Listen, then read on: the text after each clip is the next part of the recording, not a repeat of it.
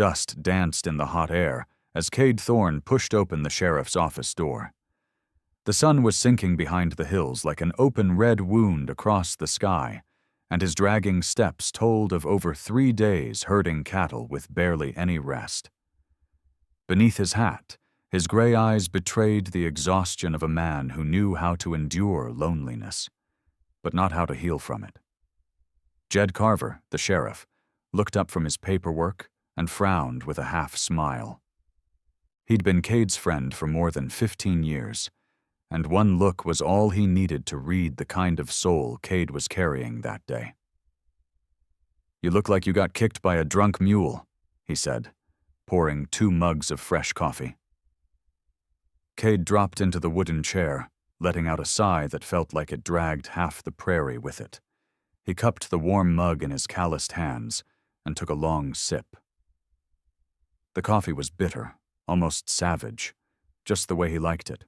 "5 years, Jed," he finally said, eyes still lowered. "5 years of what?" "5 years sleeping alone in that damn ranch." Jed watched him in silence. He recognized that look. It was the look of a man who'd kept words bottled up too long and could no longer carry them. "What's going on, Cade?" "I'm 35. The ranch is steady. The cattle are strong. The grass is green. The horses listen. But every night I come back to an empty house. I cook alone, eat alone, sleep alone. And I can't take it anymore." A silence fell, thick, like a storm that wouldn't break. "What about the girls in town?" Jed asked, testing the waters. Cade let out a bitter laugh. "The young ones think I'm already old. The ones my age are married, or want nothing to do with a cowboy whose hands are always dirty and got more dust than conversation. And the school teacher? Weren't you after her? She turned me down, said I was too simple, said she wanted a man who knew poetry. That woman doesn't know a good story if it bit her," Jed muttered. "Maybe she's right," Cade shrugged. "I don't got fancy words or parlor manners. I don't know how to say sweet things. All I know is how to work, care for animals, mend fences, and survive harsh winters." In the corner of the office, an older Apache woman was slowly sorting through papers. Her name was Mira, and she'd been cleaning that place for years. Always quiet, always watching. When she heard Cade's words, her hands paused. She said nothing, but her dark eyes locked onto him. Cade kept talking, unaware of her presence. "Sometimes I think I'll die alone. Who's going to close my eyes when it's time?" Jed's brow furrowed. "Don't talk like that, man. You've still got time. There are still roads you haven't taken." "Where? How?" Cade set the mug down on the desk. "I've gone to every dance, every fair, every christening in the county. Nobody sees me. It's like I'm just another piece of porch furniture." Another silence, this one longer, sadder. Jed reached out and gave his shoulder a firm pat. "You're not alone, Cade, even if it feels like it." Cade stood slowly. He thanked him for the coffee, for listening, and left without saying goodbye. He closed the door softly. The sun was already gone, leaving behind a sky heavy with broken promises. Jed returned to his papers. He didn't notice that Mira had set her cleaning rag down and was now standing by the window. She watched as Cade mounted his horse and rode off down the dusty street, his back bowed under more than just fatigue. Mira's eyes shone with something hard to name. Maybe it was compassion. Maybe resolve. Because in her people's ways, the wind doesn't carry words in vain. And that night, when her work was done, she didn't go home. She saddled her old horse, took the northern path, toward the hills where the Apache people slept beneath ancient stars. And with her, rode the first shift in the wind. The path to the hills was long and rocky, but Mira knew it like the back of her hand. Her horse, old but loyal, didn't need direction to follow the route that led to the Apache camp. The air smelled of wood smoke and damp earth from the morning dew. The moon, thin as a melon slice, hung silently above the treetops. By the time she arrived, the camp had already settled into the calm of nightfall. Campfires crackled here and there, and the scent of supper mingled with the laughter of children playing near the tents. Mira dismounted and walked with purpose toward the largest lodge, the one that always smelled of sage and aged wood. That was where Ina Redfeather lived, the elder respected by all, keeper of the clan's stories and silences. Mira lifted the canvas gently. "Grandmother," she said with reverence, using the Apache word that meant respect, not blood. "I need to speak with you." Ina sat beside the fire, spinning a blanket from hand-dyed threads. She looked up slowly, her eyes wrinkled but still bright, studying Mira's face as if she already knew what she carried. "Your heart is unsettled," she replied, her voice rough but steady. "Speak." Mira sat cross-legged, took a deep breath, and began to talk. She shared what she'd heard that afternoon in the sheriff's office. She spoke of the white man named Cade Thorne, of his unhidden loneliness, of the crack in his voice when he said no one would close his eyes when the time came. She spoke of his cracked hands, his quiet dignity, the way he seemed invisible to the women in town. "He's a good man, Ina. He doesn't look down on us. He never raises his voice. I've never seen that poison in him that others carry when they look at us." The elder listened without interrupting. Her fingers never stopped weaving, but her mind was far away, traveling dusted paths and decisions that shift the course of lives. When Mira finished, the silence was so heavy it seemed the fire itself paused to hear it. Finally, Ina laid her work aside. She stared into the flames for a moment, then locked her eyes on Mira's. "There are 3 women in our tribe who also carry heavy hearts. They're not girls. They are women who have lived and lost." Mira nodded, already knowing the names before Ina spoke them. "Lorna," said the elder, 28 years old. Her husband died 2 winters ago. Since then, she cooks in silence and doesn't speak of love. Tiva Munai, 32. A healer, knows herbs and bodies, but inside, she still bleeds. She never married. And Bree, only 26. Fierce like a wild Mustang. She laughs loud, hunts alone, lost her husband last year and never mourned him out loud. Mira said nothing. She knew Ina's words were never idle. Each one was root and wing. 3 women, 1 man, the elder added with a faint, almost playful smile. Maybe the spirit stirred today for a reason. "What are you thinking?" Mira asked, though the answer already burned in her chest.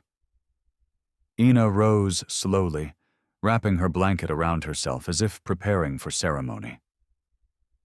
"Tomorrow at dawn," she said, "we will visit Mr. Thorne, and we'll bring our 3 daughters, not to give them away, but to offer them the chance to choose. Sometimes destiny doesn't arrive as a prophecy, but on horseback." Mira nodded. The fire between them flared.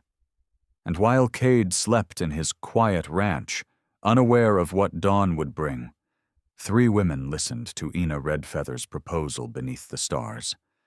There were no speeches, no promises, only a nod, a deep look, and the silent certainty that change was already riding toward the horizon. One by one, for different reasons, they agreed. And so, without a sound, fate began to turn. The sun had just started to peek over the mountains when Cade Thorne stepped out onto the porch with a warm cup of coffee in his hands. The morning air was still heavy with dew, and the sky held that golden hue that only lasted a few fleeting minutes before the heat of the day took over. Like every morning, he looked out over his land, the empty pens, the quiet barn, the rows of grass combed gently by the breeze. and like every morning, he thought about everything he'd built, and how hollow it still felt. But this morning, something was different. Out there, in the distance, along the dirt trail winding through the brush, a cloud of dust was rising. Cade squinted, trying to make out the shape. It wasn't a wagon. It wasn't a lone rider. It was more than that, 5, to be exact. He set the cup on the railing and stepped down the porch steps, his hand instinctively brushing near his belt, though he wasn't carrying a gun. Old habits. The body remembers what the soul tries to forget. As the riders drew closer, he saw they were women. All of them. They rode with calm grace, backs straight, eyes fixed on him. He recognized Mira at the front, the quiet woman who always cleaned the sheriff's office. But the other 4 were strangers. When they reached the front of the porch, they dismounted one by one.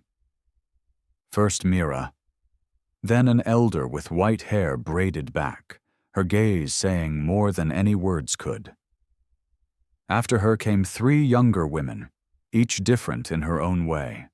One slim and silent, another with a steady presence and a pouch of herbs at her waist, and the last with a bold smile that clashed with the hush of the land. Cade swallowed. He didn't understand any of it. "Good morning, Mr. Thorne," said Mira respectfully. "Sorry to come unannounced."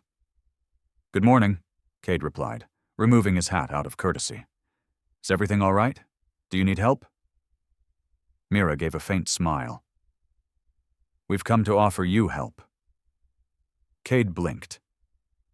"Help?" The elder stepped forward. Though she was small, her presence commanded respect. Mira spoke again. "This is Ina Redfeather, our spiritual leader," she said. "And these are Lorna, Tiva, and Bree." Cade nodded, greeting each with a tilt of his head. Lorna had eyes that seemed to see right through things. Tiva, with fingers stained by earth, studied him like she already knew things he hadn't told a soul. Bree. Well, Bree held his gaze and winked, wild and electric like a summer storm.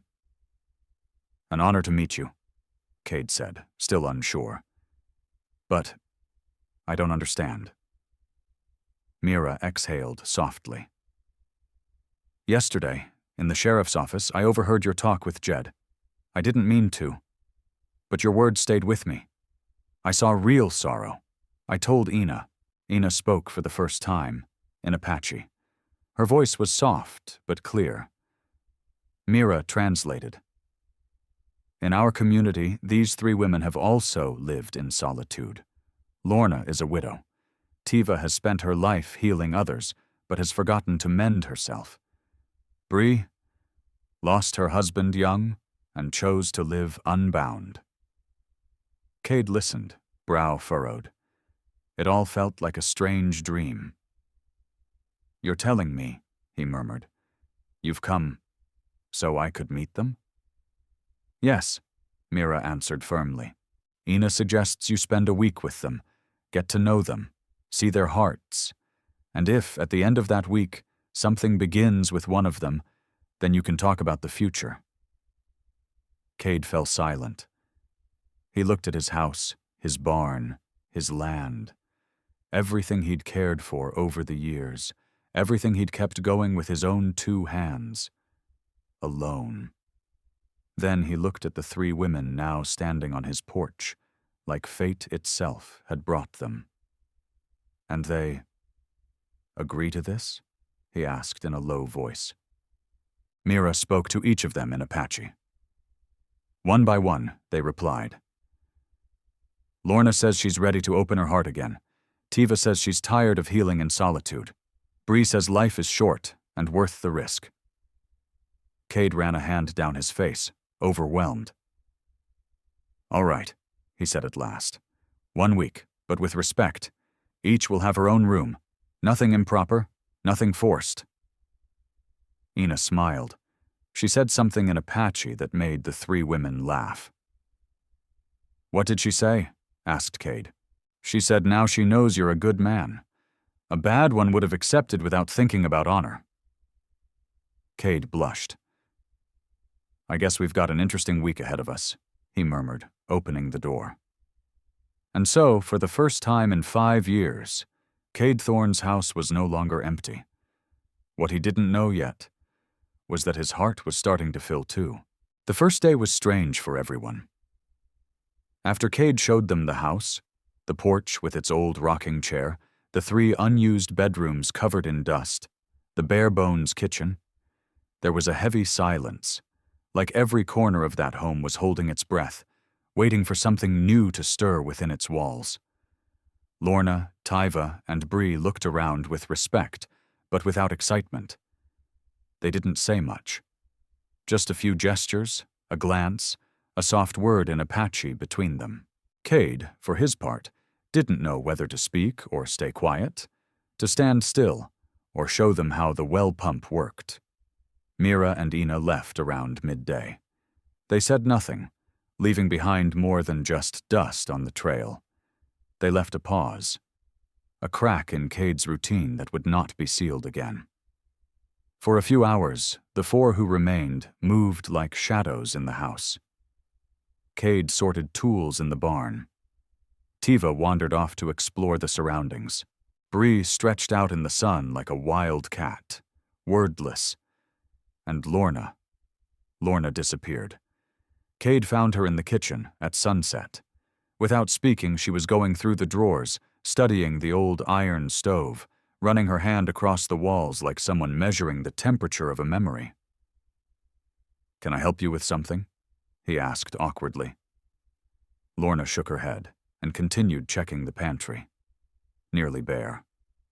Flour, coffee, a little dried corn, and salted meat. She frowned, then walked out the back door without a word. Through the window, Cade watched her crouch and begin pulling weeds. She touched the leaves, smelled them, rolled them between her fingers. She did it with precision, like someone listening to the earth more than looking at it. An hour later, she returned with a full basket. She went straight into the kitchen and began chopping, boiling, grinding. The scent rising from the house not long after made Cade stop hammering mid-swing at the fence. The air filled with spices, sweet smoke, bread baking, and tender meat breaking down over fire. Bree drifted close, lured by the smell. Tiva, too. No one spoke, but their stomachs did. When Lorna finally served dinner, there was warm bread, thick stew, and a dark tea that smelled of rosemary, and something else Cade couldn't name. He took the first bite, and closed his eyes. 5 years. 5 years without tasting anything that wasn't quick, dry, or just for survival. What Lorna had put on that plate wasn't just food. It was home. She didn't smile, but her eyes glimmered when he whispered a simple, "Thank you." Bree devoured her portion between bursts of laughter, licking her fingers without shame. Tiva ate slowly, watching everything, as if studying each silence along with each bite. That night, the house smelled like life, and to Cade, that alone already felt like a miracle. The next morning at dawn, Cade came down the stairs thinking he was still dreaming. The kitchen sparkled. Dishes were clean. The floor swept. And inside the oven, fresh bread. Lorna was no longer in the kitchen. She was already out in the garden, reorganizing the plants like the world depended on their symmetry. "How long has this been here? And I never noticed," Cade murmured, touching a pot full of basil. Breakfast was simple, but full of gratitude. Tiva helped Lorna. Bree had left early with a rope slung over her shoulder, mumbling something about the horses. And Cade, for the first time in years, took a moment before saddling up. He stood on the porch, hat in hand, looking toward the house as if seeing it from the inside for the first time. 3 empty rooms had been filled. 3 strangers had become presents. And loneliness, that old companion, seemed to have gone off to sleep somewhere else. He didn't know what the week would bring, but for the first time in a long while, he was hungry for whatever might come. The second day broke with the rough crowing of roosters and a thick quiet in the air. Cade pulled on his boots by the window, half expecting the day before to have been a dream flavored with warm bread. When he came down, the kitchen already smelled of fresh coffee and melting lard. Lorna had set the table and was now in the yard, tending her plants with a focus that bordered on sacred. Cade stepped out the back door, adjusting his hat, ready to face the day. The cattle were waiting, like always. But this time, as he mounted his horse and turned down the trail toward the corral, he heard footsteps behind him. It was Tiva.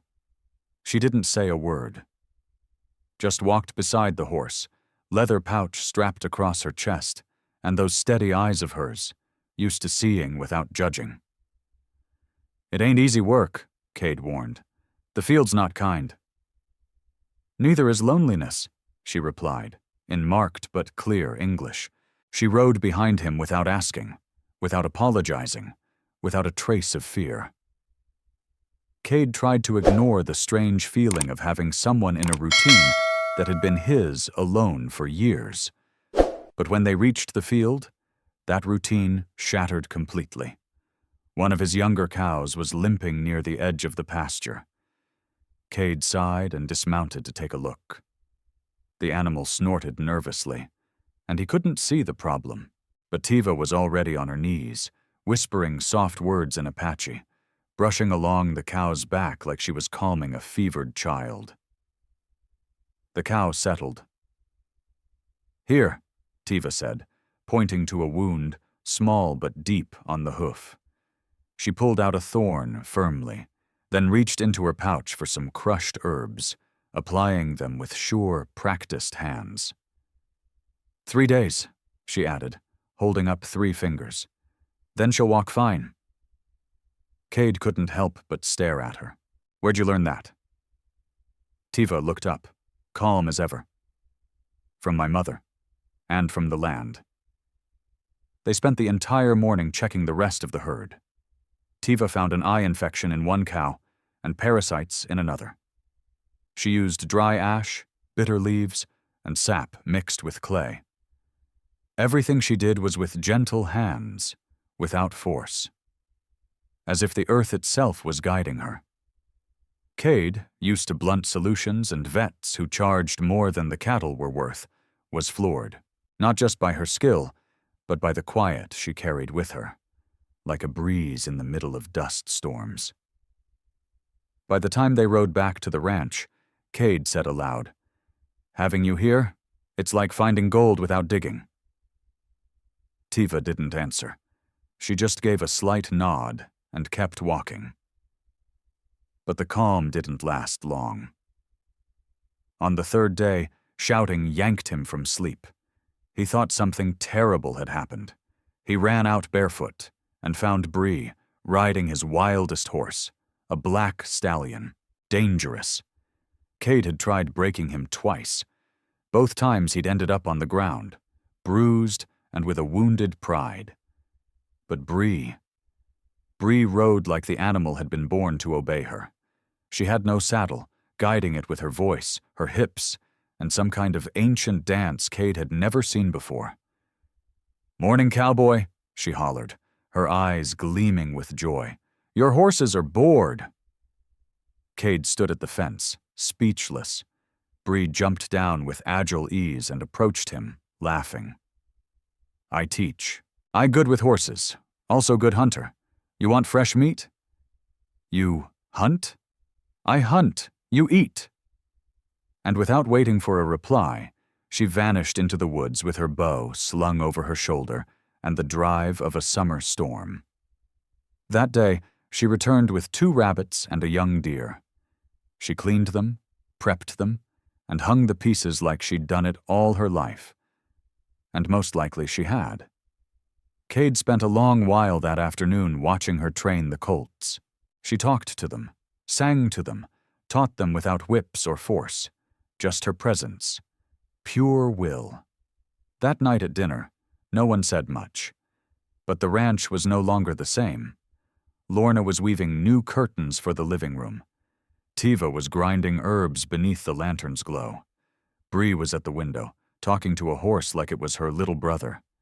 And Cade sat on his porch, looking up at the star-filled sky. The house that had once been just wood, dust, and routine, now breathed. He didn't know what would happen. Didn't know if he could ever choose between those three very different women. But one thing he did know. He was no longer alone. The fifth day dawned with no wind. The sky was a sharp, exaggerated blue, the kind that promised more heat than peace.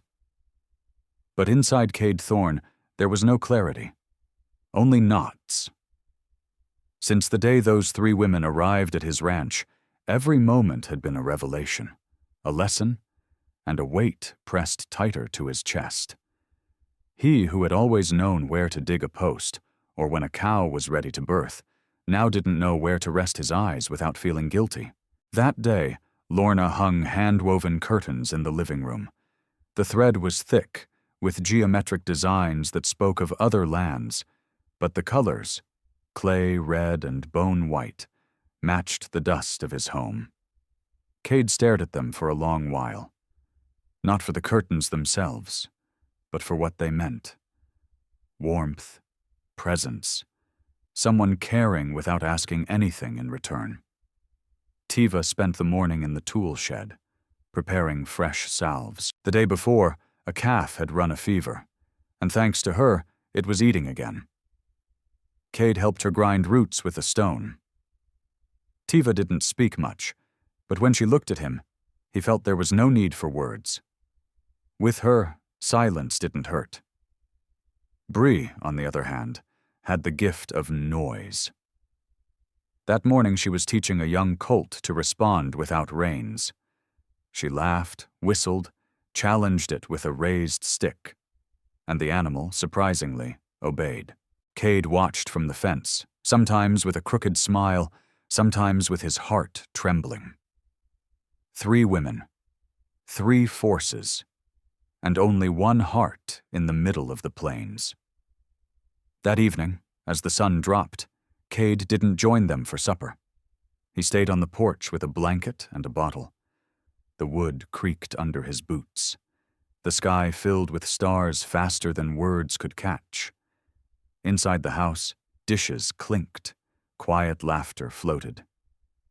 And he remained there, wrapped in doubt. He knew the end of the week was near, that he would have to choose. But how do you choose between 3 different truths? Lorna had turned the ranch into a home. Her cooking tasted like childhood. Her hands wove peace. Her presence wrapped around him like an unhurried Sunday. Tiva had brought health, order, wisdom. Every animal she touched seemed to thank her. And he felt like just hearing her voice helped realign his soul.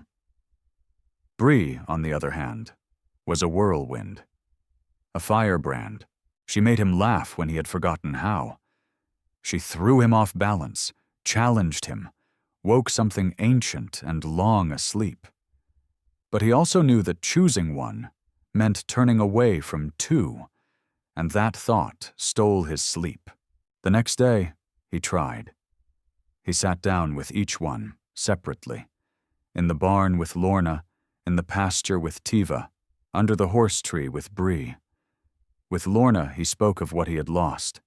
His mother, his childhood, long winters with no one around. She didn't say much, just took his hand and pressed it to her chest.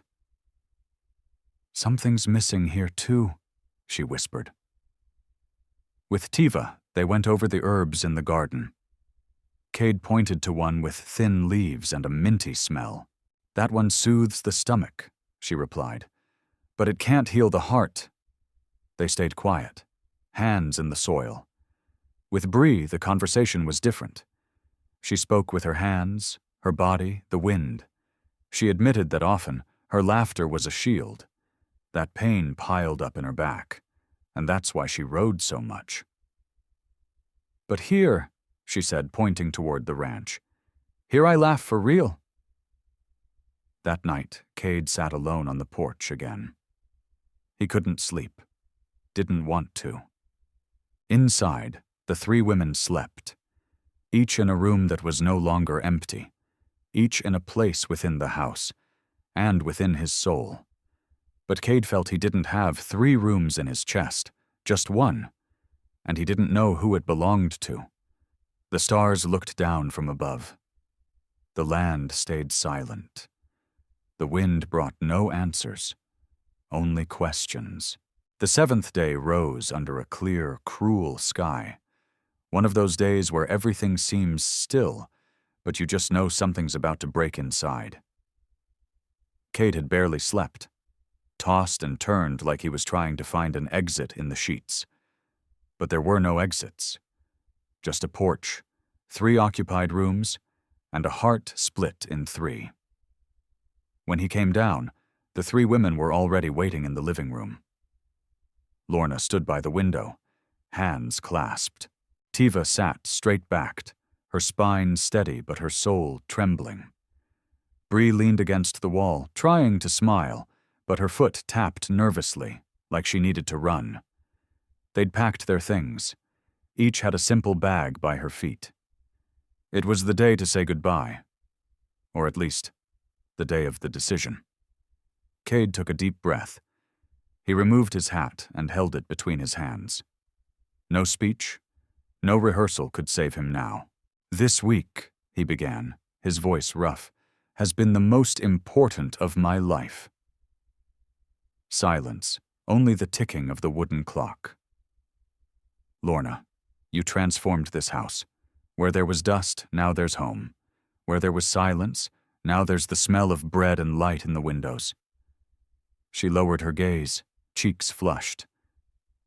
"Tiva, you healed my animals, and parts of me I didn't even know were broken. You showed me there's more to this land than I ever saw." Tiva gave a quiet nod. "Bree, you brought joy, movement, good madness. My horses trust again, and so do I. You brought back my laughter." She tried to joke with a smirk, but her eyes said something else. Cade turned, walked to the window, and looked out over the land. The ranch he'd built alone. The soil he'd defended with sweat. And now, all of it felt bigger than he could hold alone. "But here's the problem," he said, turning back to them. "I can't choose just one." A silence so deep followed, even the rooster in the yard fell quiet. "I know it's supposed to be that way," he went on. "One man, one woman. But what you 3 brought into my life can't be measured, can't be compared." He dropped to his knees in front of them. His hat fell to the floor. "I'm not here to ask for marriage. That would be disrespectful. But I am here to propose something that might sound crazy." All 3 leaned in, listening. "This ranch is big. There's space. There's work. There's quiet. And there's land. And my heart seems to have room for all 3. Not to love you the same or promise what I can't, but to offer something real, a place to stay, to live. No pressure, no promises, no tricks." Lorna blinked. Tiva remained silent. Bree raised an eyebrow. "With time," Cade said, "maybe one of these paths leads to something deeper. But if it doesn't, that's all right too. I don't want anyone to feel left out. I want to build something that isn't afraid of doubt or time." There was a moment where no one moved, as if the world itself waited for one word to spin forward again. Tiva was the first to speak. Her English was slow but sure. "We live here." "Yes." Cade stood slowly. Bree laughed in relief and ran to hug him. "Adventure. I like this kind of crazy," Bree said with a laugh. Lorna approached more slowly. She placed a hand on his arm. "Thank you for not forcing your heart. Or ours." Cade looked at them, eyes damp. "Then, the four of us stay?" The three women nodded. And so, in the middle of a ranch, lost under the frontier sky, four people who had once been alone chose, by their own will, to build something different. Not conventional, not written in any book, but deeply human. The first days after that strange decision felt like a long sunrise. Quiet, filled with soft light, without big words, but with a steady certainty that something had changed for good. Cade woke each morning forgetting, at first, that he wasn't alone. But all it took was the scent of fresh bread, the sound of a pestle grinding herbs, or breeze whistling out by the corral, and memory would return like a gentle touch. They were there, all three, and everything was different. Lorna was the first to rise. The way she moved through the kitchen was silent but sure, as if the house had handed her the keys without anyone saying a word.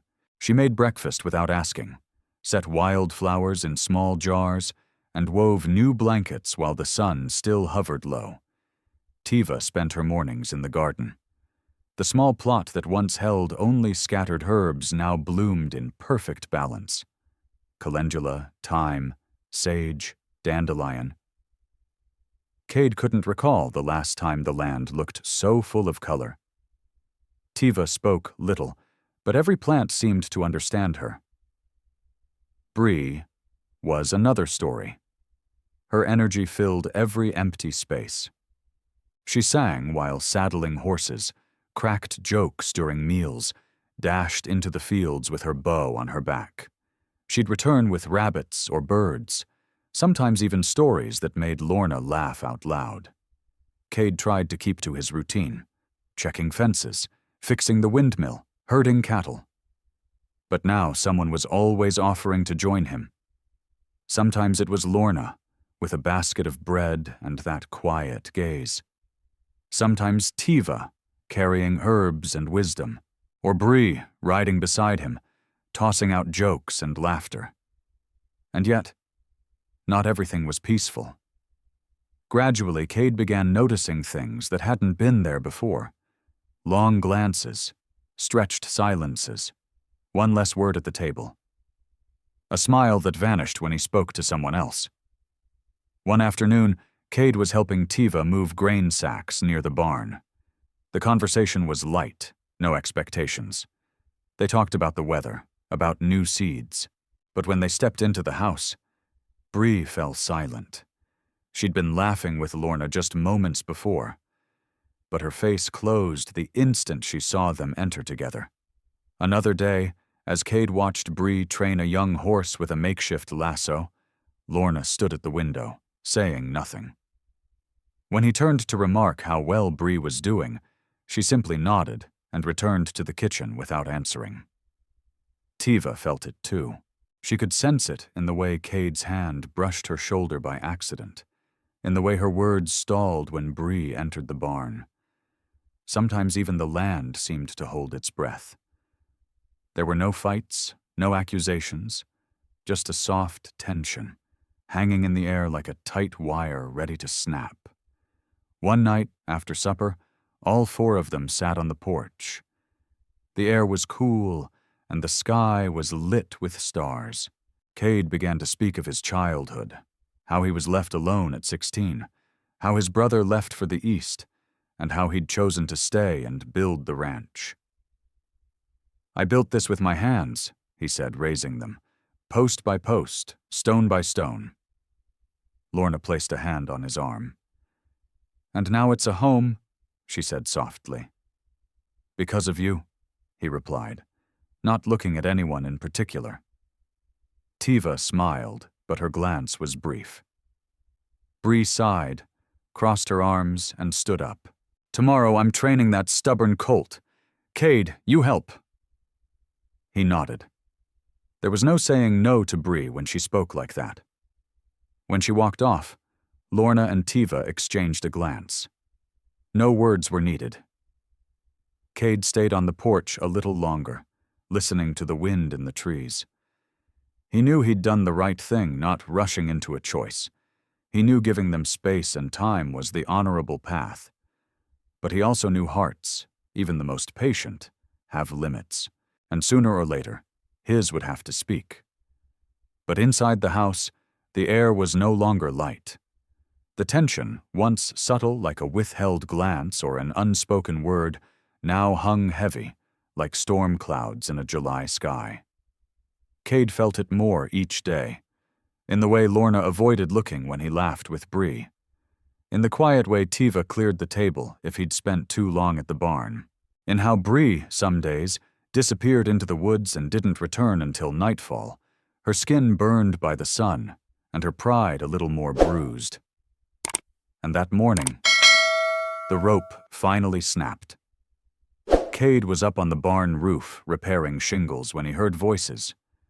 Not shouts, but not whispers either. The three women were speaking in Apache, fast, with words clashing like horseshoes on stone. He climbed down carefully and approached. The moment they saw him, they fell silent. Tiva was the first to speak. Her English, which had grown clearer over the past months, was now sharp as a blade. "Cade, this isn't working." Bree looked down, arms crossed tight. Lorna stood tall, but her jaw trembled. "You said your heart would decide in time," Tiva continued. "It's been 3 months, and we still don't know." "We live like sisters," Bree added, her voice low. "But we all want the same man, and that hurts." Cade lowered his head. It wasn't a surprise. He'd known. He'd felt it for weeks. The hope that things would sort themselves out had always been, deep down, cowardice disguised as patience. "You're right," he said at last. "I was selfish. I enjoyed your company, everything you brought into this home, without giving you the clarity you deserved." He lifted his gaze, looking at Lorna first. "You filled this house with warmth, with order, with life. Every time I ate your bread, I felt like someone cared for me. For the first time in years." Lorna nodded without a word, but her eyes welled up. "Tiva, you brought knowledge, peace. You healed the animals, eased pain. But more than anything, you quieted something in me I didn't know needed calming." She didn't blink. She looked at him as if she'd been waiting. "Bree, you were the laughter, the wind, the wild spark. You made me remember life isn't just built, it's also meant to be chased." Bree pressed her lips together. Cade took a deep breath. "But my heart," he placed his hand on his chest. "My heart has been moving in one direction for a while now." Pause. "Tiva," he said, voice steady, "can I speak with you? Alone?" Tiva's eyes widened in surprise. Bree stepped back. Lorna turned away. No one objected. Just a quiet understanding that the moment had come. They walked together to the herb garden. Among calendula and lavender, Cade searched for the words he'd held back too long. "From the first day you treated that cow," he began, "I saw something in you. Not just skilled hands, not just strength. I saw something I was missing." Tiva didn't speak, but her hands were trembling. "When I talk to you, I don't have to try. Everything feels simple. True. I feel like I could build with you, share with you, even be silent with you, and the quiet wouldn't feel heavy." He looked her in the eyes. "I don't know if you feel the same, but if you do, if there's something in you that's chosen me too, I'd like to ask you to marry me." Tiva took a moment. Tears streamed down her cheeks, but not from sorrow. "Yes," she whispered. "I felt it too. I tried to deny it out of respect for them. But the heart, it doesn't lie." Cade smiled. He stepped closer and embraced her. A simple gesture, yet it carried the weight of every silence finally broken. When they returned to the house, Lorna and Bree already knew. They cried. All three of them embraced. There was no anger. Only a clean kind of pain, the kind left behind by a goodbye done right. "You don't have to leave," said Trace. "This house is still yours." But Lorna shook her head. "It's time we find our own path." Bree nodded. "That rancher out west offered me a job working with his horses. I think it's time to say yes." "And I," Lorna added. "The town school teacher asked me to teach weaving to the girls. I never thought I'd do that. But now I want to try." Trace offered his hand, but both women stepped forward and hugged him. "Thank you," said Lorna, "for giving me back hope." "Thank you for the madness," Bree added, laughing through tears. "It was the best I've ever lived." And so, as the sun dipped low over the plains, two women rode off. And one stayed. The sun set slowly, painting gold across the hills behind the ranch. The sky, still clear, began to dress itself in orange and rose, as if it knew this afternoon would never come again quite the same. Trace Morvan was out by the barn, wiping sweat from his brow with a sleeve as he watched Tiva Mooneye gather firewood with little Kaya at her side. The girl laughed, talking non-stop, like the world finally belonged to her. Inside the cabin, Noma Redfeather was resting. Her face, though pale, carried a peace she hadn't shown in weeks. The newborn slept on her chest, wrapped in a hand-woven wool blanket. In silence, she had given everything she had left to bring life into the world. And now, at last, she rested. Trace stepped in quietly, hat in hand. The firelight flickered warm across the room. "How is she?" he asked in a low voice. Kaya looked up. "My mama says the baby's name will be Eli, like his daddy." The cowboy nodded. He didn't say more. He didn't have to. Sometimes, pain and hope carry the same name. Outside, afternoon was slipping into night. Tiva came up to the porch, carrying a basket of fresh bread and cooked roots. When Trace looked at her, it was as if all their history, the silences, the choices, the goodbyes, came down to that one glance. No bitterness, no fear, just truth. "She wants to stay," said Tiva quietly. "And I do too."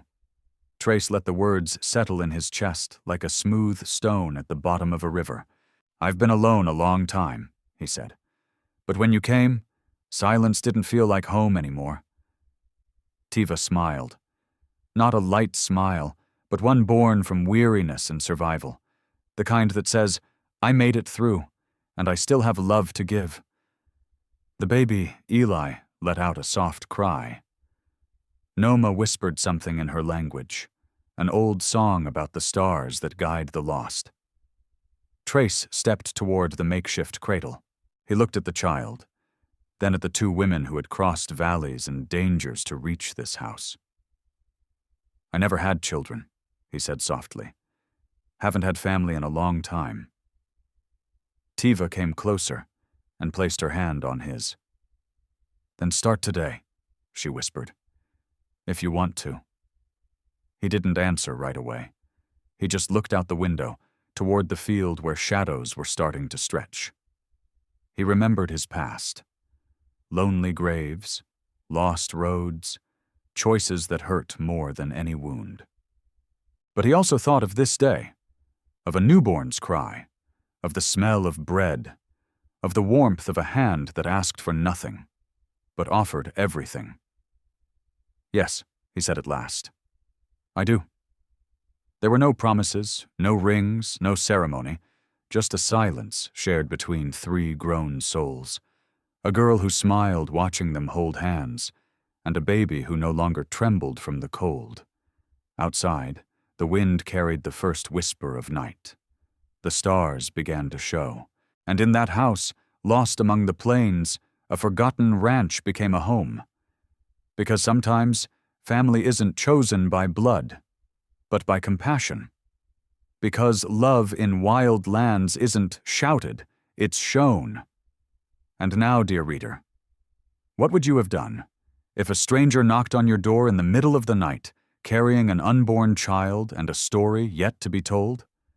If this story moved your heart, we invite you to ride along with us through more true stories of the Old West.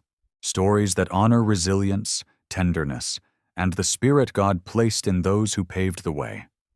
Subscribe, share, leave your thoughts in the comments, and join us again to walk these untamed lands.